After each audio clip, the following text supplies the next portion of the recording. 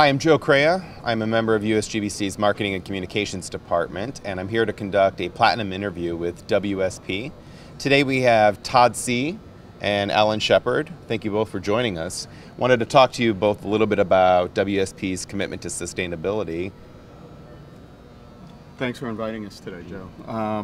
You know, sustainability has always been at the core of what we've done. First as part of Flack and Kurtz. Peter Flack and Norman Kurtz founded their firm back in 1969, and one of the first things they did was work with the New York State Energy and Research Development Authority. In the 70s, they designed one of the first cogeneration plants for the National Meat Packing Plant. And then in the 80s, worked on a project in Princeton, New Jersey called the Enerplex. It featured one of the first thermal storage systems, dual wall technology, some of the first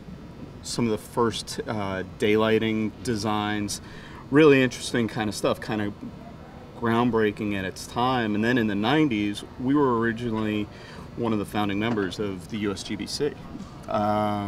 And you had mentioned a moment ago that you were the first to design a LEED Platinum building. Yeah, the first LEED Platinum building, the Bren School at UC Santa Barbara, that was actually one of my projects. Yeah, it was really an exciting process to work through.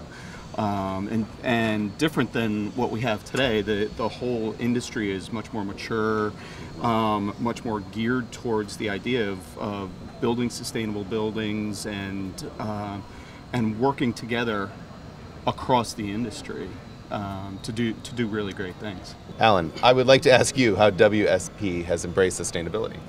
Okay, I think the most profound way in which we embrace sustainability is through our work.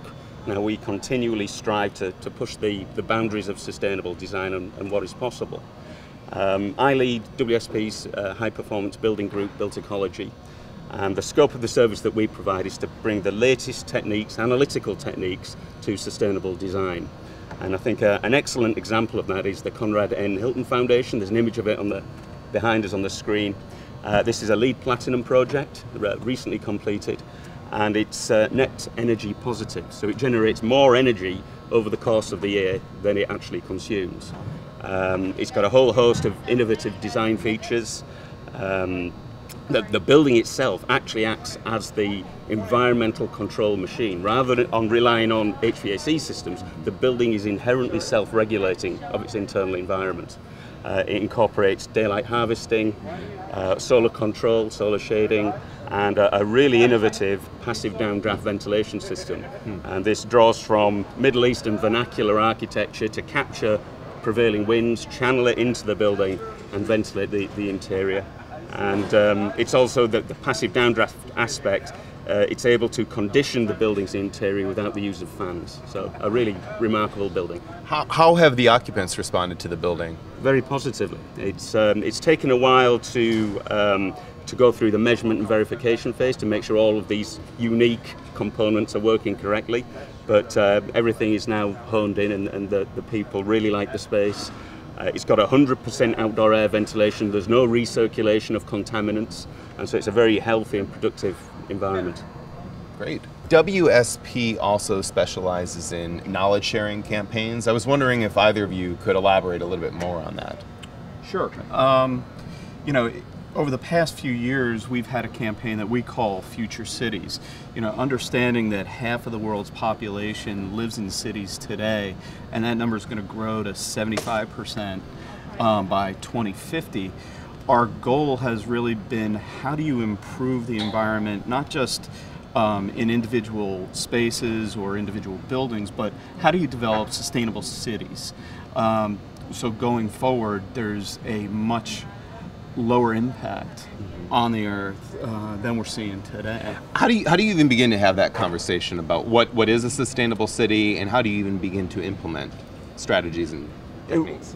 Really, really good question, because there's so many players involved, and it takes everything from local governments, looking at things like transportation. How are you going to move people through cities without a carbon-based environment?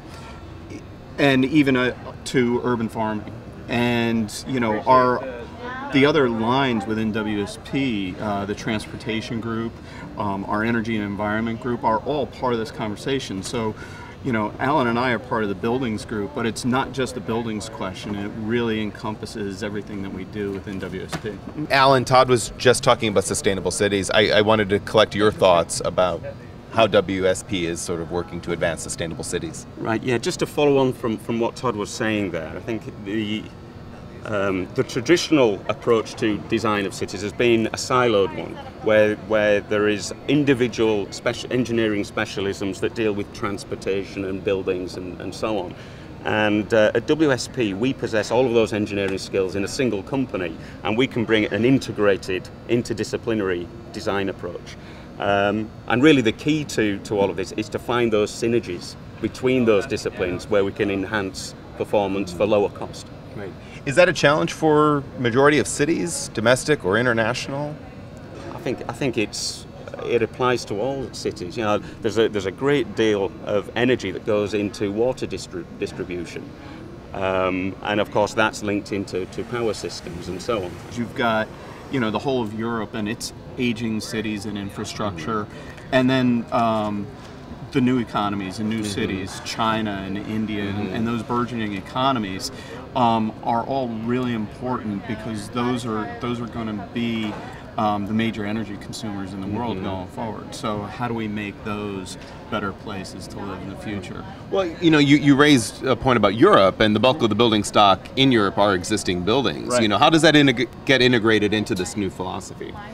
Well, existing buildings are a great opportunity, because with the embedded carbon in an existing building, you have a much greater opportunity to create a low impact building if you can go in and then improve the energy efficiency associated with it. You know, Europe is a great example, because the cities are so dense, the transportation, there's much more walking and bicycling, and so those are really good examples, looking at the past for how do you succeed going forward. Great. Todd and Alan, thank you both very much for joining us today. Thanks very much. Thank you.